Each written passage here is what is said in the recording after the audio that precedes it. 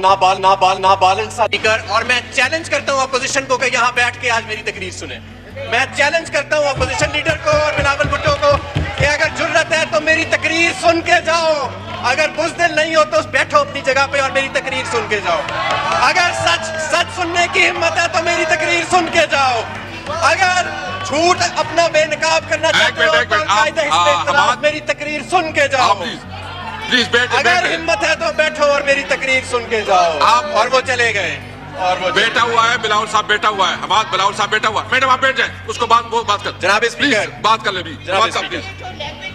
आप लोग बैठ जाए। मैं जवाब देता हूँ अपनी सीटों पे बैठ जाए प्लीज। मैं जवाब देता हूँ। अपनी सीटों पे बैठ जाए प्लीज, बात कर ले। जनाब स्पीकर,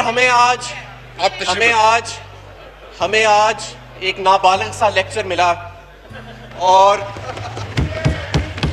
ये नाबालिग लेक्चर जिन्होंने जिंदगी में कभी जिम्मेदारी नहीं की, कभी कारोबार नहीं किया, उन्होंने हमें बताया कि मईशत कैसे चलानी है, उन्होंने हमें बताया कि ये मुल्क कैसे चलाना है। जनाब स्पीकर, उन्होंने कभी अंग्रेजी बोली, कभी उर्दू बोली, लेकिन मैं उन्हें बताना चाहता हूं कि मुंह टेढ़ा करके अंग्रेजी बोल के किरदार साफ नहीं हो जाते, दामन साफ नहीं हो जाते। ये जो करप्शन के दाग सीने पे लगे हैं, ये अंग्रेजी बोलने से साफ नहीं होंगे। मेरे जनाब स्पीकर जी आप प्लीज अपना प्लीज। जनाब स्पीकर, ये वही शख्स है जिसने कहा था कि मैं तुमको जूता मारूंगा, और इसने आज तक इसने माफी नहीं मांगी। ये वही शख्स है। ये बजट तक इसको किसी किस्म की रिलीफ देने की जरूरत नहीं। जनाब स्पीकर, हमें कहा गया कि this is a government by puppets. Do they want a government of convicts? Do they want a government in which the people are known not by their names but by the dirtiest scandals in the history of this country? हमें लोगों ने मुंतखब किया है 22 साल की इमरान खान की जिद्दोजहद के बाद। हम कोई 10% 20% की बुनियाद पे यहाँ नहीं आए। हम कोई चंद जागीरदारों को डरा धमका के उनको पैसे दे के यहाँ पे नहीं पहुंचे, और हम पाकिस्तान तहरीके इंसाफ के वो जांबाज कारकुन हैं, और वो जा रहे हैं। मैंने चैलेंज किया था कि मेरी तकरीर सुने। ये जो जानवर गिना रहे थे अपने आखिरी कलमे में, जो बड़ी नामुनासिब बात की, मैं आज उसका जवाब दूंगा। इनमें हिम्मत नहीं है सुनने की। जनाब स्पीकर, मैं सिर्फ आपको ये याद दिलाना चाहता हूँ कि ये जो आपके सामने डाइस है, इस पे एक साबिक वजीर आजम ने खड़ा होकर कहा था कि मैं जूता मारूंगा, और आज तक माजरत नहीं की। ये जो खड़ा है ऐवान, ये जो यहाँ पे ये जो कायदे हिस्ब इख्तिलाफ की सीट है, यहाँ पे खड़ा होकर एक शख्स ने शीरी मजारी को के ऊपर जो कलमात कहे थे, वो भी इस रिकॉर्ड का हिस्सा है। उन्हीं डेस्कों से जो आवाजें आती हैं, वो भी आपको भी मालूम है और मुझे भी मालूम है। उससे बुरी आवाजें हमने कभी किसी गली कूचे में नहीं सुनी जो पीपल्स पार्टी के उन डेस्कों से आती हैं। मैं सिर्फ ये याद दिलाना चाह रहा हूं कि जो आज हमें लेक्चर दे रहे थे कि ये मुल्क कैसे चलाना है, यहीं से आवाज आई और पंजाब को गाली दी गई और कहा गया कि पूरे पंजाब का कल्चर है गाली देना। इन्हीं डेस्कों से आवाज आई। मैं भी पंजाब की मिट्टी का एक बेटा हूं। पंजाब का कल्चर गाली देना नहीं है, पंजाब का कल्चर हरगिज़ गाली देना नहीं है। और जो शख्स ये कहेगा वो पंजाब की तहजीब को, पंजाब की तारीख को, पंजाब की सकाफत को, पंजाब के कल्चर को, पंजाब की तारीख को मसख कर रहा है। और मैं आपसे कहूंगा, आप इस वक्त प्रिविलेज मोशन मूव करें और उस शख्स को कटहरे में खड़ा करें जिसने एक पूरे सूबे की इस तरह बेहुरमती की है। जनाब स्पीकर, क्योंकि वो तो चले गए हैं, उन्होंने महंगाई पे बड़ा तज़किरा किया और इकोनॉमिक ग्रोथ पे कि ये 4% ग्रोथ कहां से आ गई। इस पे ऐसे महसूस हो रहा था कि जैसे पाकिस्तान पीपल्स पार्टी के को चेयरमैन को बड़ी तकलीफ हो रही है। तो मैंने डेटा निकाला। Order in the house please, order in the house please. तो मैंने डेटा निकाला। Order in the house please. अपनी सीटों पे तशरीफ रख ले प्लीज। अपनी सीटों पे तशरीफ रख ले please. Order in the house please. Speaker साहब, मैंने डेटा निकाला कि आखिर पीपल्स पार्टी के को चेयरमैन को 4% ग्रोथ पे इतनी तकलीफ क्यों हो रही है। तो पता लगा कि इनके 5 साल में कोई एक भी ऐसा साल नहीं था जिसमें ये 4% इकोनॉमिक ग्रोथ हासिल कर सके। फिर महंगाई की शरह पे बड़ी बात हुई, तो मैंने देखा कि ये महंगाई की शरह के ऊपर बात कर रहे हैं। इस वक्त 8.5% के करीब औसतन महंगाई की शरह है। पाकिस्तान पीपल्स पार्टी के को चेयरमैन के दौर में, इनकी जमात के दौर में, ये तो उस वक्त इतने शायद अभी बच्चे होंगे, 21% पहले साल में महंगाई, पाकिस्तान की पिछले 20 साल की बुलंद तरीन सतह। दूसरे साल में 11.7%, तीसरे साल में 13.7% और फिर 11% महंगाई। इस वक्त 8.5% महंगाई की शरह है। कीमतें बढ़ने की मैं रफ्तार की बात कर रहा हूं, तो शायद ये है। फिर इन्होंने BISP का जिक्र किया कि जी बेनजीर इनकम सपोर्ट प्रोग्राम और बड़ा जबरदस्त। क्या ये वही प्रोग्राम नहीं जिसके अंदर फरजाना राजा आपकी चेयरपर्सन BISP 150 करोड़ रुपए की मफरूर है? क्या ये वही प्रोग्राम नहीं है जनाब स्पीकर? क्या ये वही प्रोग्राम नहीं है जिसमें जब हम आए तो हमने देखा कि लाखों लोग ऐसे थे जो साहिब हैसियत थे और उनको सिर्फ पाकिस्तान पीपल्स पार्टी से वाबस्तगी की बुनियाद पर ये वजीफे लगाए जा रहे थे? क्या ये वही प्रोग्राम नहीं है जिसमें से हजारों सरकारी अफसरों को निकाला गया जिन्होंने अपने नाम डाले गए थे? क्या ये 8 लाख बंदों को निकाला गया? क्या ये वही नहीं है प्रोग्राम जो इनके दौर में चल रहा था, जिसमें सिर्फ 30-35 लाख लोग थे और हमने पिछले साल 1 करोड़ 60 लाख घरानों को एहसास प्रोग्राम के जरिए इसकी मदद पहुंचाई है? पॉवर्टी की और अनएम्प्लॉयमेंट की फिगर्स की बात हुई और अपनी ही बात को खुद ही कॉन्ट्रडिक्ट कर गए। कहते पॉवर्टी बढ़ गई है, अनएम्प्लॉयमेंट बढ़ गई है, कोई फिगर नहीं दी, कोई डेटा नहीं दिया क्योंकि सर्वे तो हुआ नहीं 2016-17 से। उसके बाद खुद ही एक इदारा है, कोई उसका नाम लिया और कहा कि इस इदारे के मुताबिक 3 सूबों में पिछले 2 साल में गुर्बत की शरह जो है उसमें कमी आई है। यानी एक तरफ कहते रहे कि करोड़ों लोग गुर्बत की लकीर से नीचे चले गए हैं और दूसरी जगह किसी और एक सर्वे का जिक्र कर दिया और कहा कि देखो ये 3 सूबों में पिछले 2 साल में कमी आई और एक में नहीं आई। और वो आपने भी सुना कि उसकी किस तरह की इन्होंने आपस में कॉन्ट्राडिक्टरी बातें की। जनाब स्पीकर, बिल्कुल ये बात दुरुस्त है कि हमने इस साल सैलरीज में 10% इजाफा किया है और महंगाई की औसतन शरह मैंने आपको बताई कि वो 8.5% है। ये अपने दौर में ज्यादा इजाफा जरूर करते थे क्योंकि साथ साथ ये भर्तियां भी करा रहे थे स्टेट ओन्ड एंटरप्राइजेस में और सारा कुछ, लेकिन ये ज्यादा इसलिए इजाफा करते थे क्योंकि इनके दौर में महंगाई की शरह ज्यादा थी। मैंने आपको बताया कि 21% से लेके 14% तक महंगाई की शरह इनके दौर में रही, इसलिए इनको ज्यादा इजाफा करना पड़ता था।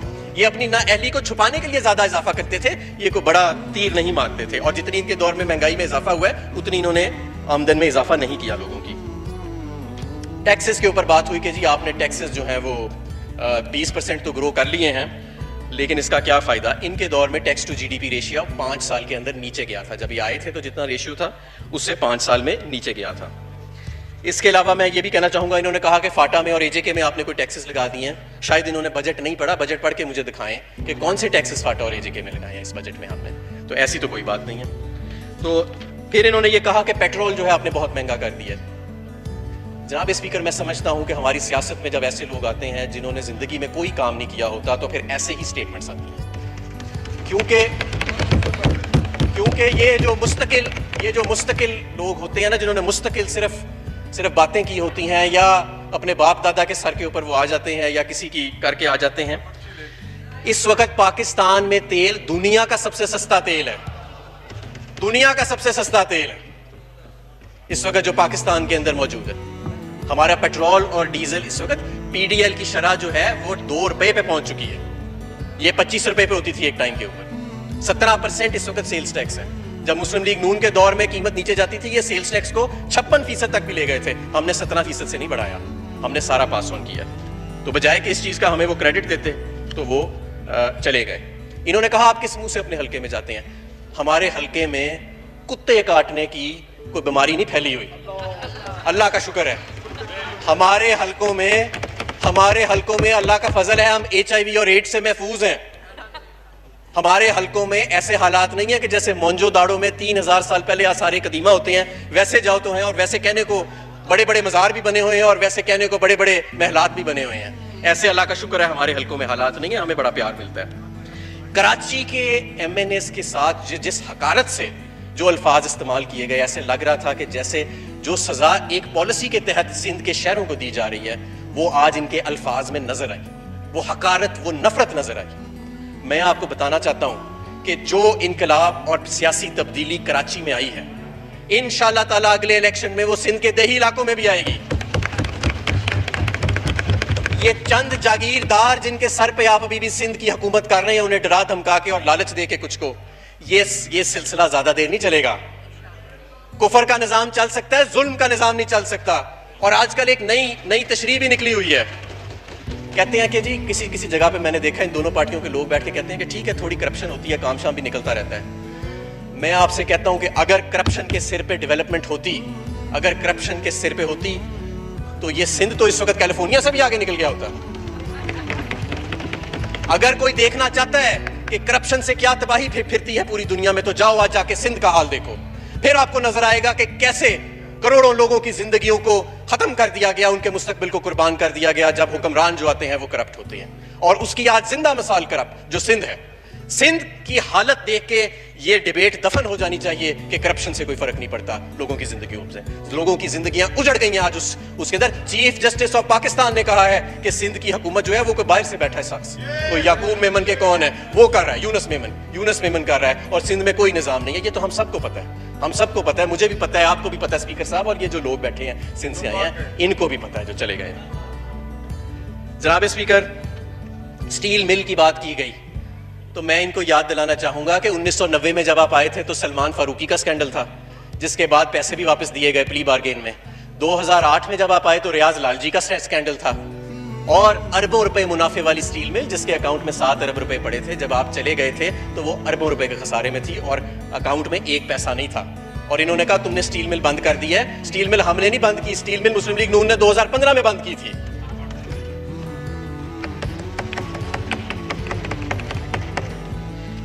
अच्छा, फिर इन्होंने ये कहा कि डीएपी की कीमत बहुत महंगी हो गई है। बिल्कुल महंगी हुई है, लेकिन इनको ये भी पता होना चाहिए, क्योंकि खुद कभी जिम्मेदारी नहीं की, कि डीएपी पाकिस्तान में 70% से ज्यादा इंपोर्ट होता है। ये पाकिस्तान नहीं बनाता, और सारी दुनिया में इस वक्त उसकी इंटरनेशनल प्राइसेस जो है वो ऊपर चली गई हैं। ये एक कमोडिटी है जिसका बकायदा एक इंडेक्स निकलता है और इसकी फॉरवर्ड ट्रेडिंग होती है। ये रेट ना हुकूमत पाकिस्तान तय करती है ना हमारा प्राइवेट सेक्टर तय करता है। ये सारा जो डीएपी है अक्सरियत 70% से ज्यादा ये इंपोर्ट होता है पाकिस्तान में, और इसकी कीमत जो है उसका तयन इंटरनेशनल फोर्सेस करती है। यूरिया की जो कीमत है, यूरिया हमारे मुल्क में बनता है, जितनी सब्सिडी पहले जा रही थी उतनी ही जा रही है, बल्कि जब हम आए थे तो 2000 रुपए के करीब था, आपको 1750 के करीब है उसकी पूरी। ट्यूबवेल्स के ऊपर इन्होंने बात की कि आपने बहुत महंगा कर दिया है। बिजली की कीमतों में जो इजाफा हुआ उसके ऊपर हम बहुत बहस कर चुके हैं कि किस तरह जो महंगे मुआहदे थे उनकी वजह से हुआ। आज भी जो सबसे सस्ता रेट है हमारे टैरिफ स्ट्रक्चर के अंदर वो 2 कैटेगरीज का है। एक हमारे लाइफलाइन कंज्यूमर है जो 0 से 300 यूनिट बिजली कंज्यूम करते हैं, और दूसरा ट्यूबवेल्स है जिनका रेट कोई 9-10 रुपए के करीब है, और लाइफलाइन कंज्यूमर्स का कोई 8 रुपए के करीब यूनिट का रेट है। और जितने बाकी कंज्यूमर है पाकिस्तान के, चाहे वो सनत हो जिसका 20 रुपए के करीब रेट है यूनिट का, चाहे वो कमर्शियल हो जिसका 20 से ज्यादा है, या वो रेजिडेंशियल हो जो 15-16 के करीब है, ये सब सब्सिडाइज करते हैं हमारे लाइफलाइन कंज्यूमर्स को जो हमारा छोटा सारिफ है, और किसान को जो ट्यूबवेल्स है उनका रेट इस वक्त हमारे टैरिफ स्ट्रक्चर में अभी भी सबसे कम है। गंदम के ऊपर बात हुई, क्योंकि इस चीज से मैं खुद डील करता रहा हूं जब मैं इंडस्ट्री में था, कि इन्होंने कहा कि जी हमने 1800 रुपए मन रेट करके बड़ा किया। जनाब स्पीकर, मैं आपको बताऊं, पूरा पिछला साल हर नेशनल प्राइस मॉनिटरिंग कमेटी में मैं खुद उस वक्त के वजीर खजाना हफीज शेख साहब के साथ बैठ के चीफ सेक्रेटरी सिंध को हर पीर को कहता था कि अपने गंदम खुदारा अपने गंदम के स्टॉक्स को रिलीज करो मार्केट में। जुलाई से मैंने ये कहना शुरू किया कि रिलीज करो वरना सिंध में कीमत ऊपर चली जाएगी आटे की, और वही हुआ। उन्होंने रिलीज नहीं किया, मैं समझता हूं जानबूझ के रिलीज नहीं किया, और उसका नतीजा ये निकला कि अक्टूबर से ऑनवर्ड्स सिंध में आटा बाकी सारे पाकिस्तान से 200 रुपए महंगा हो गया। सिंध में आज भी आप चेक कर लें पाकिस्तान ब्यूरो ऑफ स्टैटिस्टिक्स का डेटा, सिर्फ आटा ही नहीं, आपको बाकी सारी अक्सर कमोडिटीज की कीमतें जो हैं बाकी सारे पाकिस्तान से ज्यादा नजर आएंगी। ना सिर्फ ये, आपको एक और चीज नजर आएगी कि जो डीसी नोटिफाइड रेट है और मार्केट रेट है उसमें जो फर्क होता है वो चारों सूबों की बनिस्बत सिंध में सबसे ज्यादा आपको नजर आएगा। जनाब स्पीकर,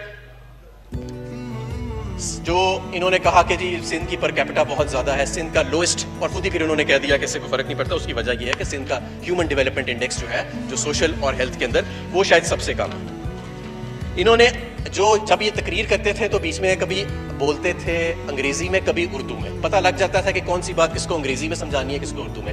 इन्होंने एक बात की कि हम अफगानिस्तान में बेसिस किसी को नहीं देंगे, हम ये करेंगे, हम किसी को इस्तेमाल नहीं होने देंगे। ये बात इन्होंने अंग्रेजी में नहीं की, ये इन्होंने उर्दू में की है, ये इन्होंने उर्दू में की है बात।